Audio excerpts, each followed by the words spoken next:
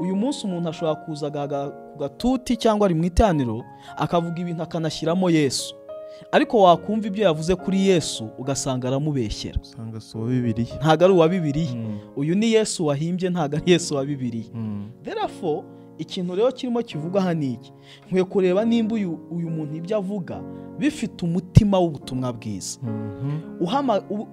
uburira abantu ukababwira ko ari abanyabyaha, ukababwira ko hari imbabazi zibonerwa muri Kristo Yesu n'ibihano, cyangwa se ubabwira uko bakwiye kubaho nk'abizera. Iyo ibyo bintu bitari aho ngaho haba harimo ikibazo. Nk'uko nyine avanga Imana iravuze, ibyanditswe byera nyine ni ijambo ry'Imana, ni iby'Imana yavuze. Ariko ikindi wenda uyu munsi iyo tuvuze ubuhanuzi hari icyita cyumvikana mu matwi y'abantu benshi nko kuvuga ibizabaho.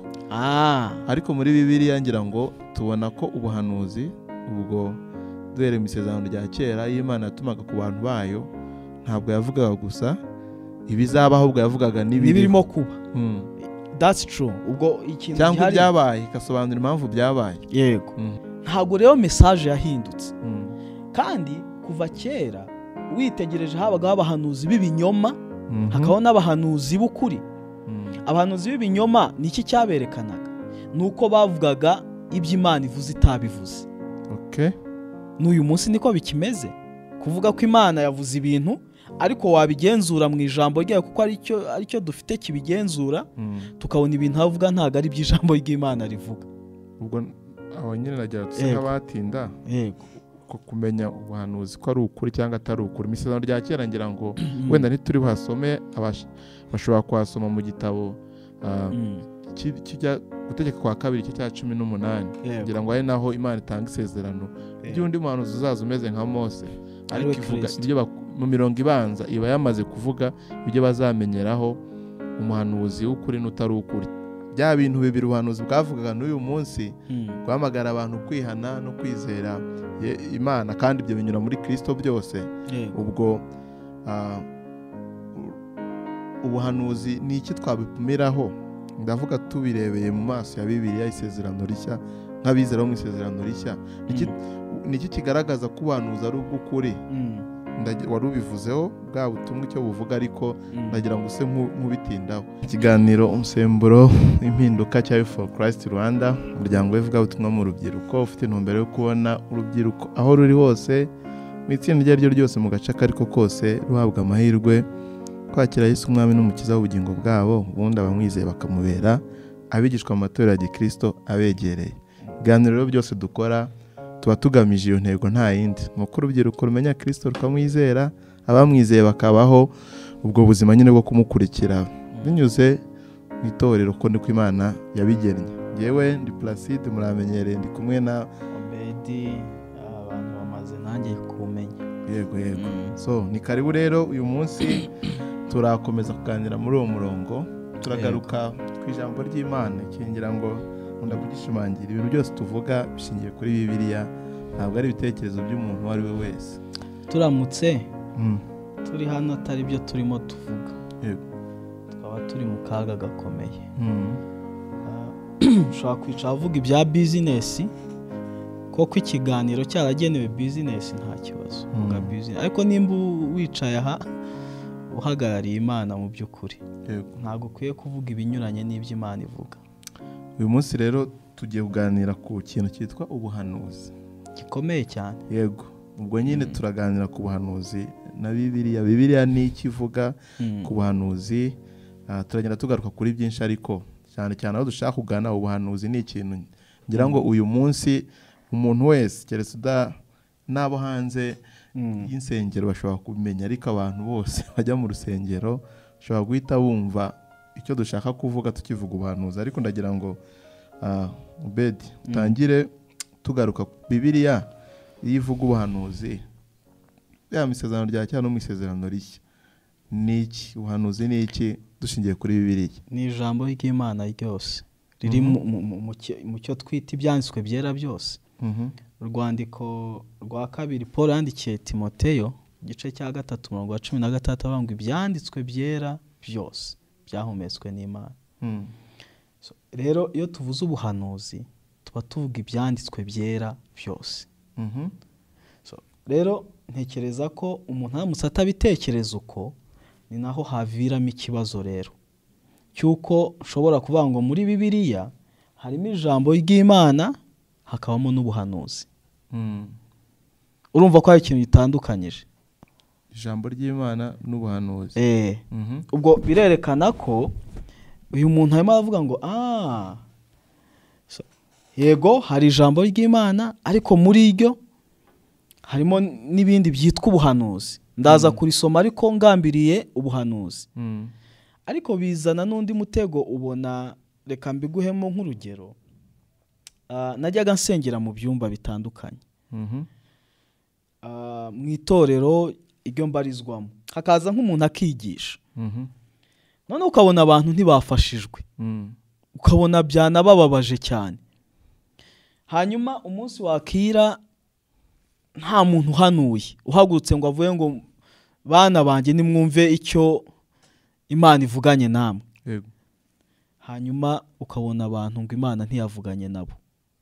Urumva ko uyu muntu arimo avuga ngo okay, hari ijambo ry'Imana hageze umwanya, hari n'abafite ngo umwanya ngo w'ubuhanuzi wihariye. Hari wabimbwiye ngo muri church yawe niko bigenda. Nimba Placide yari bwigishe ku cyumweru, hanyuma ariko yagera ku gatuti atangiye kwigisha, umuntu umwe mu iteraniro agatangira guhanura, ibyo twita guhanura, ngo ubwo ngubwo umwigisha ntaba akigishije. Ubwo Imana already yamaze kuvugana nabo mu buhanuzi, ni iki Placide agiye kongeraho. Urumva ko ni umuzi uturuka mu gutandukanya ibyanditswe byera byose nk'ubuhanuzi, ahubwo ukumva ko mu byanditswe byera harimo ubuhanuzi. Okay, ndagira ngo wenda aho ngaho dufasha abadukurikiye. Ntekereza ko mbere yuko ibyanditswe byera byandikwa, yego, n'ubundi hari hariho icyo kintu cyitwa ubuhanuzi, cyangwa se ibyinshi dufite mu buhanuzi. Yego, ndavuga mu byanditswe byera n'ubwo buhanuzi bwanditswe. Ndagira ngo wenda icyo uri kuvuga ukeneye kumvikana, nk'uko nyine avanga Imana iravuze, ibyanditswe byera nyine ni ijambo ry'Imana, ni iby'Imana yavuze. Ariko ikindi wenda uyu munsi iyo tuvuze ubuhanuzi, hari icyita cyumvikana mu matwi y'abantu benshi nko kuvuga ibizabaho. Ariko muri Bibiliya ngira ngo tubona ko ubuhanuzi ubwo duhereye mu isezerano rya kera y'Imana yatumaga ku bantu bayo, ntabwo yavugaga gusa ibizabaho, ubwo yavugaga n'ibirimo kuba. That's true. Ubwo ikintu cyangwa byabaye ikasobanura impamvu byabaye. Yego. Biragaragara nyine nta nubwo bitandukanye n'ibyo narimo kuvuga. Yego. Niyo bias yo kuvuga ngo ubuhanuzi nuko umuntu haguruka akakubwira ibyenda kuzakubaho. Ariko bigaragara ko mu isezerano rya kera Imana yavuganaga n'abantu bayo, ikabatumaho abantu yatoranije. Hanyuma bakajya kubwira abantu message nyine Imana ishaka kubaha. Yego. Y'ibintu birimo kuba idashaka wenda, cyangwa se ibintu birimo kuba ishaka, cyangwa se ibintu irimo babwira bizababaho mu gihe kizaza. Ikanababwira uko bakwiye kubyitwaramo. Reka mvuge nk'iyure witegereje akenshi ibyo babagarukaho. Akenshi wabonaga abahanuzi babwira ubwoko bw'Imana kugarukira Imana, cyangwa se kwihana mu magambo make. Bayigiye kure, bavuye mu isezerano ryayo, irababwira kugaruka, cyangwa se irimo irababwira judgment, urubanza ruzanwe no kwigomeka ku Mana. Ariko ukabona ku rundi ruhande irimo iranababwira hope, irababwira ko nibihana izabababarira. Irimo irabaha ibyiringiro, nimwamuka muhindukiye, nimwamuka mwihanye hari ukubabarirwa.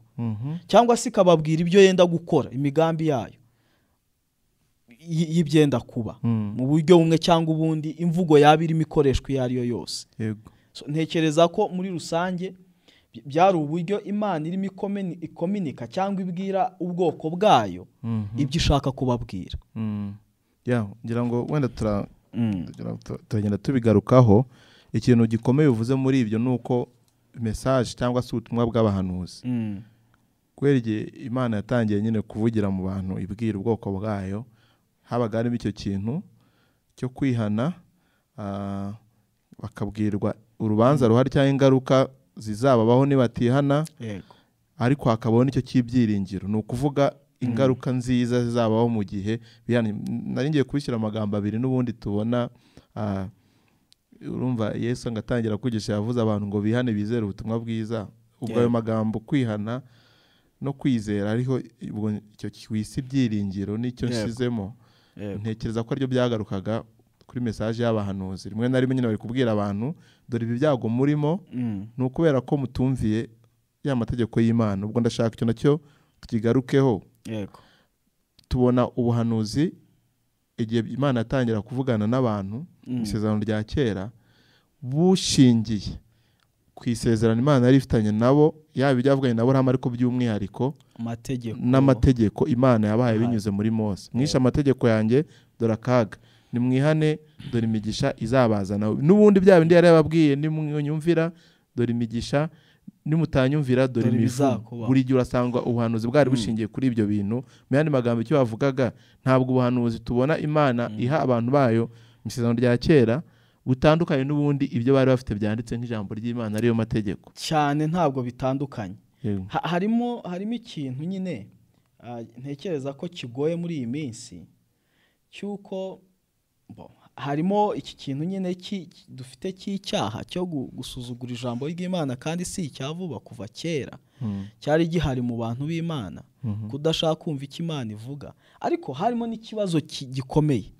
Imana yari ibizi ko umuntu ikibazo afite atari ukubahiriza amategeko. Hari impamvu irimo ituma tubahiriza amategeko. Ku buryo n'aba bahanuzi mu guhanura iyi hope ntago bavugaga hope gusa iri aho ngaho. Wabonaga ko berekana ko hari n'ibyiringiro cyangwa se hari ukubabarirwa kuzaza nkaho ari igisubizo kirambye cy'uyu mutima utumvira Imana. Bagahanura ibya Kristo uzaza. Banamuhanuye kenshi. Na Petero ngira mu gice cya mbere abisubiramo nk'umurongo wa 10. Kavuga ngo abahanuzi barondoye ibyako gakiza. Ngo ibihe byinshi bitandukanye. Bavuga n'igihe bizabera n'ibimenyetso, bavuga uko bizaba bimeze. Ubona rero mu bahanuzi bahanuraga ibintu biri aho ngaho. Mwisha amategeko y'Imana, bavuye mu isezerano, dore ingaruka Imana irabahamagarira kwihana, mwambara ibigunira, mwibabaze, muhindukire. Ariko ukabona harimo indi partner cyangwa se urundi ruhande rw'uko ibi bintu nubwo bibaye ntibihagije ngo bakire, ahubwo hari ibindi byiringiro bikomeye bizaza nk'igisubizo simusiga kizakiza umutima w'uyu munyabyaha w'ubwoko bw'Imana, ari cyo Kristo. Mu yandi magambo message y'abantu zo mu isezerano rya kera tuyishyize hamwe yavugaga Kristo kuzaza, kandi nicyo nyine tubona ko n'ubundi Imana mu guhabana amategeko wari nk'umushorera wo kuzabageza kuri Kristo, cyangwa se kubereka ko dore ntimushobora kunyumvira hari ikibazo. Mukeneye umukiza kandi wo gukemura ikibazo cyanyu burundu. Ndagira ngo noneho tuse nk'abaza mu isezerano rishya nyuma y'uko Kristo aje, uwo abahanuzi bahanuraga mu isezerano rishya ni gute tubona n'ubundi iki kintu cy'ubuhanuzi? N'ubundi kiracyahari. Ntabwo ntekereza ko cyahindutse. Ubundi reka mbivuge muri aya magambo. Ni nko gufata telefoni, iyi telefoni nkayiguhamo impano nayishyize muri ambaraje y'icyatsi. Ariko the same nkaza kongera nkayifata nkayiguhamo impano noneho nashyize muri ambaraje y'umweru. Urumva ko nahinduye ambaraje ariko ntahinduye the content. Ntabwo nahinduye ikirimo. Mu by'ukuri ntabwo message yahindutse. N'uyu munsi Imana iracyahamagarira abantu kwihana ikoresheje abantu bayo, kandi n'ubundi nibo yakoreshaga yatoranije. Iracyababwira iby'imbabazi nibaramuka bihanye, ariko iracyanababwira ko izo mbabazi nta handi zibonerwa, ni muri Kristo Yesu. Then ntabwo rero message yahindutse. Kandi kuva kera witegereje habagaho abahanuzi b'ibinyoma, hakabaho n'abahanuzi b'ukuri. Abahanuzi b'ibinyoma niki cyaberekanaga? Nuko bavugaga iby'Imana ivuze itabivuze. N'uyu munsi niko bikimeze. Kuvuga ko Imana yavuze ibintu ariko wabigenzura mu ijambo ryayo, kuko aricyo dufite kibigenzura, tukabona ibintu avuga ntago ari by'ijambo ry'Imana rivuga. Ubwo aho nyine nagira nk'abatinda kumenya ubuhanuzi ko ari ukuri cyangwa atari ukuri. Mu isezerano rya kera ngira ngo wenda ntituri buhasome, bashobora kuhasoma mu gitabo kijya gutegeka kwa kabiri icyo cya 18 kugira ngo ari naho Imana itanga isezerano by'undi muhanuzi uzaza umeze nka Mose, ariko ivuga ibyo mu mirongo ibanza iba yamaze kuvuga ibyo bazamenyeraho umuhanuzi w'ukuri n'utari ukuri. Kimwe bavugaga nuko ibyo avuga bigomba gusohora. Ariko ndagira ngo wenda tubirebera ariko tunareba mu isezerano rishya, kuko uyu munsi icyo nicyo cya mbere cyo guhera. Abahanuzi bo mu isezerano rya kera ubona ko bavugaga ibintu nk'uko bizaba kandi bigasohora nk'uko babivuze. Ntabwo harimo ibintu byo kugereranya. Byo kugereranya nko kubona umuntu arangije kwiruka avanga Imana iguhaye akazi, wenda nta details birimo, ibyo bishobora kuba ushobora kukabona koko ariko atari Imana yabivuze, atari uko nabivuze, kuko n'abakabonye bose ntago bahanuriwe. Icyo nshaka kugarukaho mu isezerano rishya nyine, ubwo wavuga ikintu gikomeye cyuko bya bintu bibiri ubuhanuzi bwavugaga n'uyu munsi, guhamagara abantu kwihana no kwizera Imana, kandi ibyo binyura muri Kristo byose. Ubwo ubuhanuzi ni iki twabipumiraho? Ndavuga tubirebeye mu maso ya Bibiliya, isezerano rishya, nk'abizera bo mu isezerano rishya. Niki kigaragaza ko ubuhanuzi ari ubw'ukuri? Wari ubivuzeho bwa butumwa icyo buvuga, ariko ndagira ngo use nk'ubitindaho. Kigaragaza ko ubuhanuzi ari ubw'ukuri koko dushingiye ku ijambo ry'Imana, cyangwa atari ubw'ukuri? Icya mbere tubona Pawulo yandikira abantu b'i Tesalonike mu gice cya 5 urwandiko rwa mbere, avuga ngo ntimugahinyure ibihanurwa, ngo ahubwo mugenzure byose, mugundire ibyiza.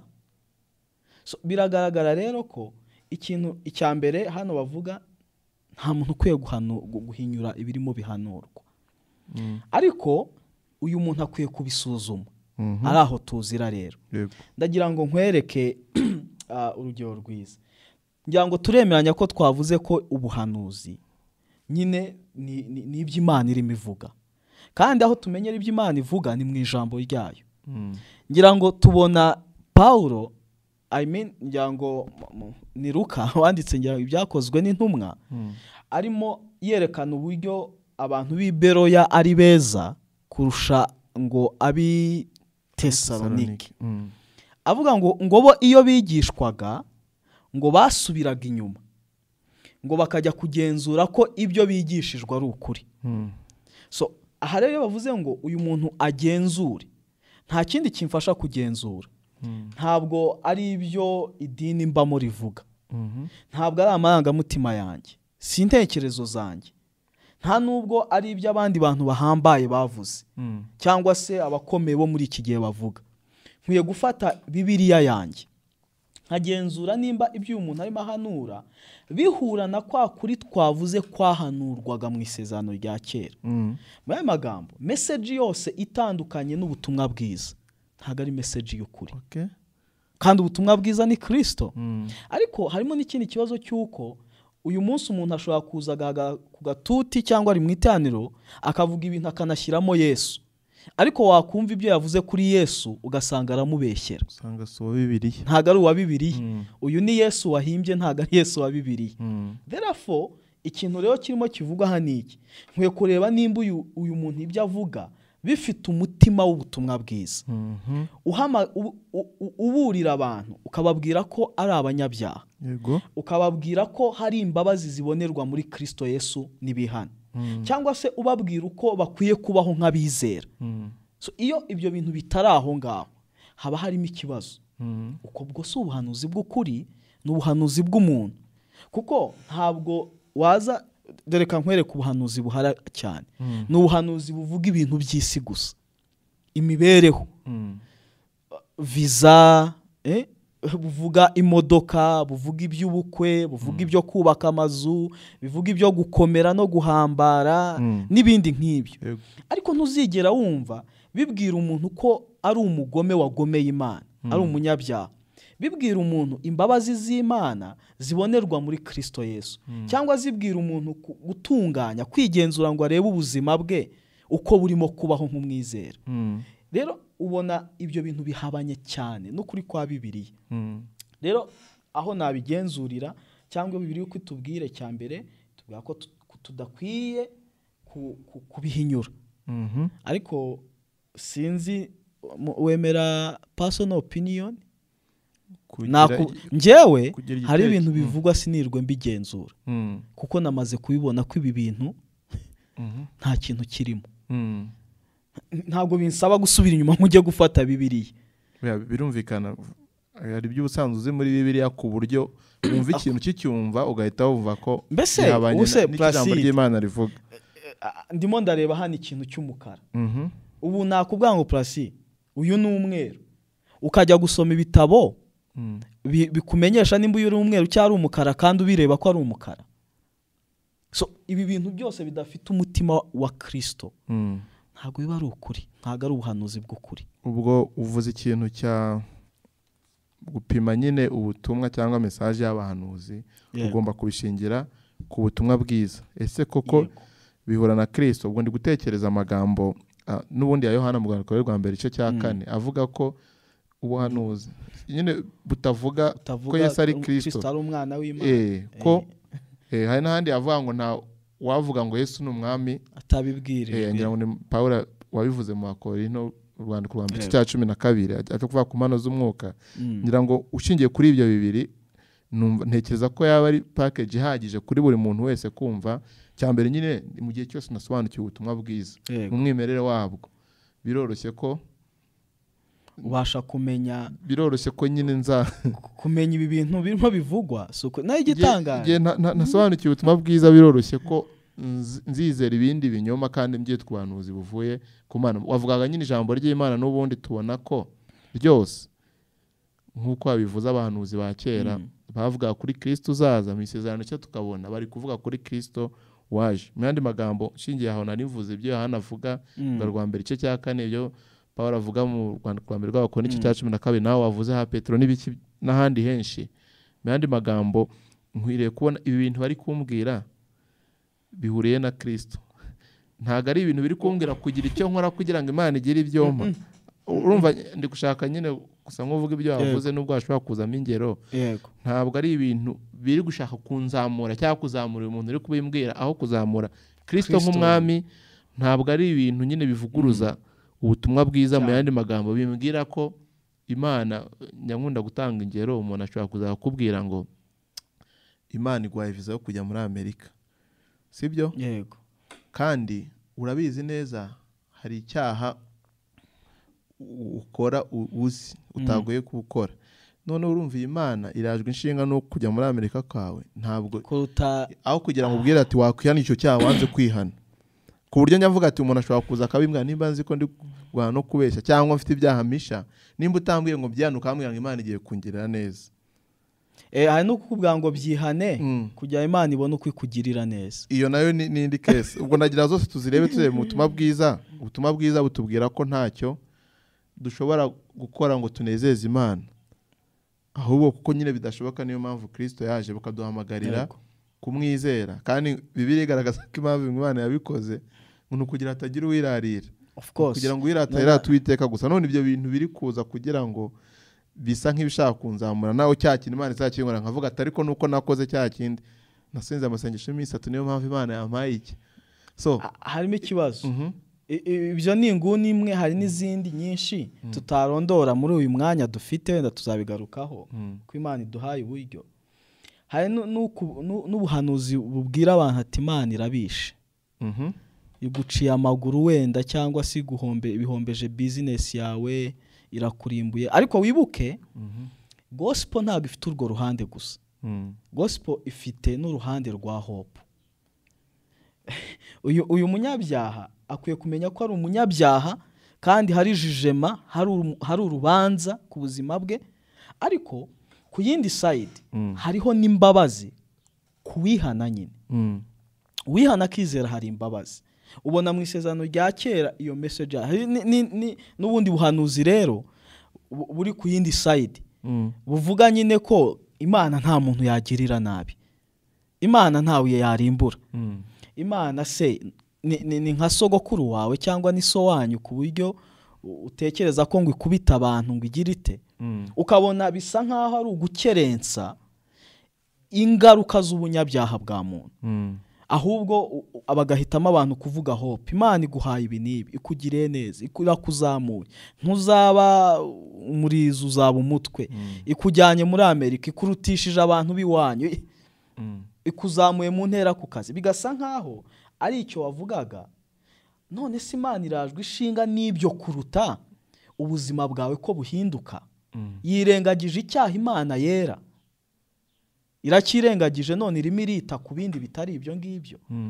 Ukabona umwe ashobora kugwa kuri iyi side cyangwa undi akagwa kuri iyi, ariko ukuri guhari nuko ibi bintu nyine ubutumwa, ubuhanuzi bwerekana ububi bw'umuntu, bukerekana igihano kimukwiriye, ariko bukanerekana n'impano y'ubuntu buhebuje iri muri Kristo Yesu kuwizera. Ibyo bintu bitagaruka aho ngaho, ubuhanuzi ukuri guhari wari ubuhanuzi bw'ibinyoma.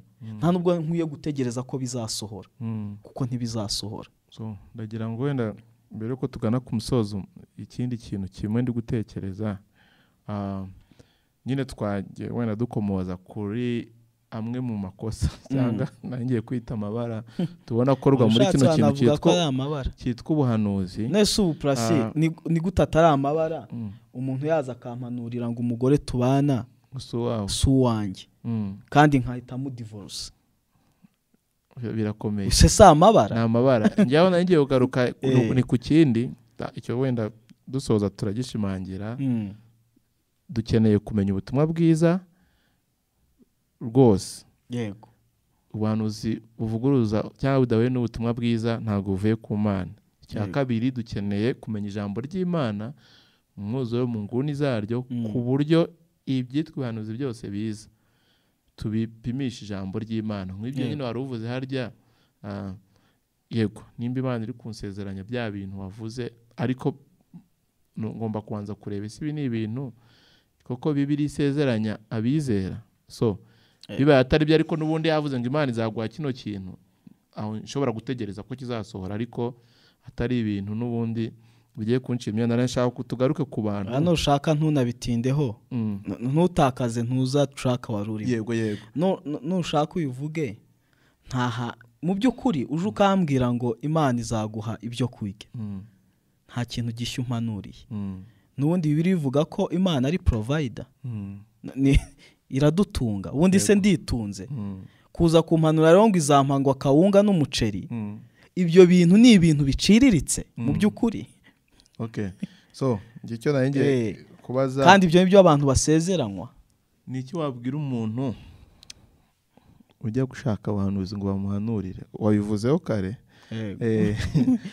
Urumva hari abantu usanga rwose yirirwa, urumva ajya gushaka n'ubategera bakaza ngo bamuhanurire, banabishyura. Bisa nkaho nyine nanze kuvuga, bisa nk'ubupfumu cyangwa kuraguza, bisa nkaho ni wowe nyine ugena igihe Imana ikuvugishiriza. Ni iki twabivugaho dukurikije Bibiliya ya Isezerano rya Kera no mu Rishya? Nyine ni iki Bibiliya ivuga kuri icyo kintu, cyangwa dushingiye ku kivuga ni iki twabivugaho? Harimo ikibazo gikomeye cyane. Imana ubwabyo iranabyerekana itanga amategeko. Itegeko rya mbere, ntukagire izindi mana mu maso yanjye, zaba izo mu isi, hasi y'inyanja cyangwa hejuru. Icyo Imana yerekanaga, nta muntu n'umwe ukwiye kuyisimbura. Niyo yaba afite impano runaka, ntakwiye kujya mu cyimbo cy'Imana. Uyu munsi rero ibyo uvuga birahari nyine cyane.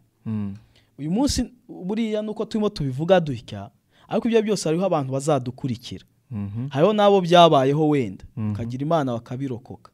Abantu benshi basigaye bafite abahanuzi babaye nk'abapfumu babo, ku buryo niwe umubwira ngo ibyenda kumubaho, niwe umubwira uko ari bugenza ibintu.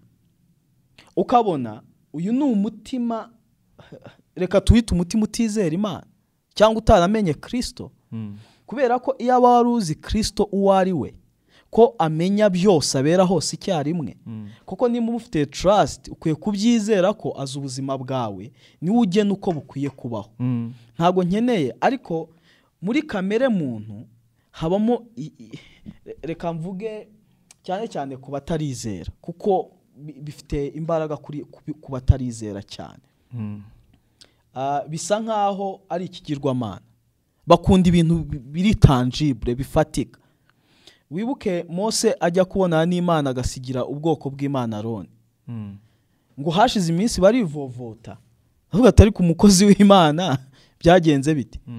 Barangije ngo bazengereza Aroni ngo nuko abaremera ikigirwamana mu nka.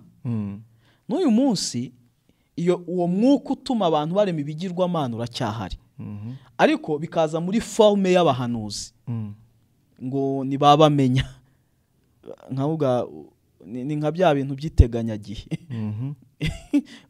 Imana iravuga iki, ku buryo ubona n'abantu benshi bashobora kujya mu rusengero bategereje ko umuntu ari buhanure, hatahanura umuntu ubwo amateraniro ntiyagenze neza. Iyo ni indwara ikomeye, kandi ni indwara dushakira ku kintu cyitwa ko abantu ntibari bahishurirwa ubutumwa bwiza. Kuko warahishuriwe ubutumwa bwiza, nta kindi bugukorera uretse kwizera Kristo no kubaho wizeye ko ari we uyobora ubuzima bwawe. Azi details z'ibintu, sinkeneye kumenya details z'ubuzima bwanjye, as long as nizeye ko Kristo azizi. So rero niki gituma njya gushakira ku wundi muntu ngo ambwire ibyejo hazaza? Nuko ntekereza ko uyu muntu either aruta Kristo, cyangwa se ari mu kimbo cya Kristo, cyangwa niwongerera kuri Kristo nge simbasha kuhigerera. Ibyo byose ni uburwayi twakubira mu kintu kimwe, kutizera Imana cyangwa kutizera Kristo. Kugira ngo dusoreze aha ubwo mu magambo make, tubonye ko ubuhanuzi mu by'ukuri tutabutandukanya n'ijambo ry'Imana. Ubwo ndashaka ngo mu gusoza tugaruke kuri cya cyanditswe wavuze dutangira, urwandiko rwa kabiri Pawulo yandikiye Timoteyo 3:16 na 17, avanga ibyanditswe byera byose byahumetswe n'Imana, bigira umumaro wo kwigisha umuntu, kumwemeza ibyaha bye, kumutunganya, kumuhanira gukiranuka, kugira ngo umuntu w'Imana aba afite ibimukwiriye byose, ngo akore imirimo myiza yose. Mu yandi magambo, turamutse dufite ibyanditswe byera, dufite ibidukwiriye byose kugira ngo dukore imirimo myiza yose. Ntabwo nkeneye kuba paralize, ngo nkeneye umuhanuzi ubanza kumbwira mfite ijambo ry'Imana rimbwira ngo wenda uzaba umuturanyi mwiza. So ariko akenshi usanga nibyo dutindaho nukumenya ndatura hehe. Mu by'ukuri aho watura hose upfa kuba umuturanyi mwiza n'ikimana igushakaho.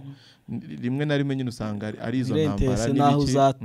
Ariko ikindi tubona nyine Imana nigira ishaka kubwira inyuze mu muhanuzi, kikubwira ntabwo ukeneye kujya gushaka umuhanuzi. Ariko ikindi cya gatatu nacyo twatinzeho ni uko dukeneye kudahinyura, ahubwo tukagerageza ibihanurwa byose tukagundira ibyiza. Turabigenzunza iki? Ijambo ry'Imana, kuko niryo dufite kugeza uyu munsi, kandi yaryandikishije kugira ngo rituyobore, ritwigishe, ritweze, tubeho bwa buzima Imana ishaka ko tubaho. Urumva aho bihera, twatangira naho buri gihe dukunda kugaruka. Dukeneye mu by'ukuri gusobanukirwa ubutumwa bwiza ko turi abanyabyaha. Ubuhanuzi bwaza bukubwira ko utari umunyabyaha, uri intungane kubera ibyo ukora byawe, ni ikinyoma. Cyangwa bukubwira icya kabiri, tubona ko iby'Imana byiza byose ushobora kuduha no kubera icyo Kristo yakoze. Ubuhanuzi bwaza bukubwira ko hari iby'Imana izaguha kubera ibyo wakoze, ntabwo buvuye ku Mana.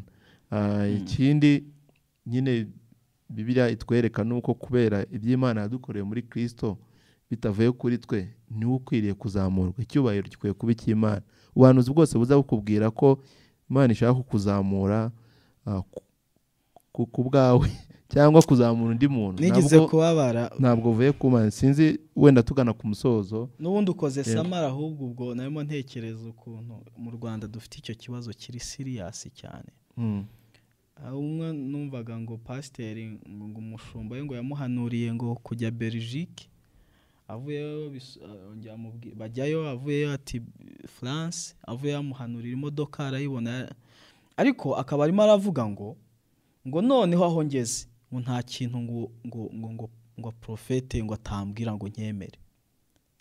Muri magambo icyo azamubwira cyose, fa kuba yamubwiye kujya Belgique bikaba, France bikaba, so nibindi n'imodoka nibiki. Ubona dufite ikibazo kiri serious, kandi igisubizo cyacyo ni kimwe, nuko abantu bahishurirwa ubutumwa bwiza, Yego. nuko abigisha ukuri kw'ijambo ry'Imana bakwiye kukwigisha, kuko hari ukuntu bisa nkaho inzira ijyana abantu kurimbuka nini nk'uko ijambo ry'Imana bivuga, kandi muri kimwe gikomeye kimeze nk'intwaro Satani arimo akoresha n'ubuhanuzi burimo. ngira ngo Yesu muri Matayo 24 n'ahandi usomye mu nzandiko bigarukaho muri kino gihe cy'imperuka, Bibiliya igaragaza ko icyo dupimiraho abahanuzi b'ukuri n'ab'ibinyoma ntabwo ari uko ibyo bavuga bisohora. Avuga ko bazaza rwose bakora ibimenyetso n'ibitangaza. Aho niho abantu bakunda kugwa. Umuntu araza gukora ibimenyetso n'ibitangaza, ariko tukwiye kubapimira ku butumwa bavuga. Ese koko buvuga Kristo wa Bibiliya? Ibyo bitangaza bireexotinga nde? Birazamura icyubahiro cyande. Ndagira ngo wenda bimwe twanda tubigarukaho mu biganiro byinshi dukora, ariko ndagira ngo dusoreze ahangaha mu by'ukuri tubwira abadukurikiye nicyo cyane ko umuhanuzi dufite ari Kristo. Nicyo twashaka kugarukaho. Bibiliya nyine nakomojeho muri 18 mu gutegeka kwa kabiri, Imana isezeranya ko izohereza umuhanuzi umeze nka Mose, wo bagomba kumvira, utazamwumvira bizaba bimurangiranye. Kristo yaje atubwira kwihana tukemera ubutumwa bwiza. N'uwamubanjirije Yohana nicyo yavuga. N'ubundi butumwa butaza buvuga icyo ntago buvuye ku Mana. Ariko ikindi twagarukaho nyine, ubundi Bibiliya igaragaza ko Yesu ubwo mu Heburayo igice cya mbere avuga ngo Imana yavuganye na basokuruza mu bihe bitandukanye, ariko mu gihe cy'imperuka yavuganiye natwe mu kanwa k'umwana wayo.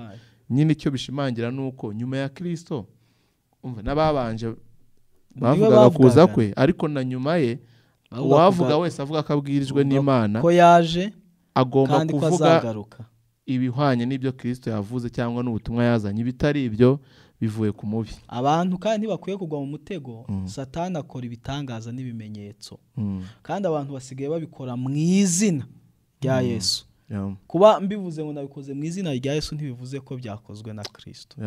So reka rero tubashimire, kandi rwose dusaba Imana kugira ngo ibiganiro dukora bikomeze kuzana umusaruro nk'uko twagiye tubivuga mbere. Ikibazo, igitekerezo ushobora kucyandika muri comment, kikazadufasha gutegura ibiganiro biri imbere. Obedman guumugisha. Bakoze abantu bakwiye kubimenya ko ntiturimo kubaha amakuru, turimo turabaha ukuri kubasha kwirukana umwijima mu buzima bwabo. Bye, murabeho, mwama bagire neza.